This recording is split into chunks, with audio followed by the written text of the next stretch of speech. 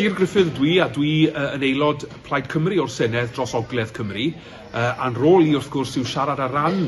cymunedau ar draws y gogledd, a mae hynny'n golygu gweithio gydag unigolion sy'n dod ata i yn gofyn am gymorth ar nifer fawr o faterion gwahanol, ond hefyd gyda grwpiau a sefydliadau a mudiadau ar draws bob cwr Ogledd Cymru. Dwi wedi cefnogi nifer fawr o ymgyrchoedd yn ymwneud â'r gwasanaeth iechyd yn y gogledd o amddiffyn gwasanaethau mamolaeth, i sicrhau gwell amodau gwaith i nyrsys, i wasanaethau iechyd meddwl, yn ogystal â datgelu y sgandal ynglyn â Marbella Man, sef wrth gwrs yr ymgynghorydd yma, oedd yn cael ei dalu bron i 2,000 o bunnau y dydd tra'n gweithio i Fwrdd Iechyd Betsy Cadwaladr o Sbaen. Dwi'n gadeirydd y Pwyllgor Newid Hinsawdd Amgylchedd a Seilwaith fan hyn yn y Senedd, ac wrth gwrs wedi sefyll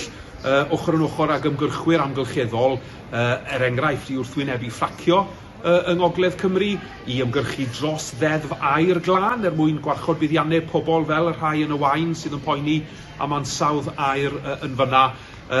Hefyd yn erbyn carthion rhag cael ei golchi fewn i'r moroedd a'r afonydd yn y gogledd, ond hefyd wrth gwrs yn galw ar y Llywodraeth i wneud mwy i daclo'r argyfwng hinsawdd a bioamrywiaeth da ni gyd yn ei wynebu. Mae nifer fawr o bobl wrth gwrs yn teimlo gwasgfa yr argyfwng costau byw y geia yma, a dyna pam dwi wedi bod yn sefyll gyda bobl sydd yn galw am gyflogau tecach ac amgylchiadau gwaith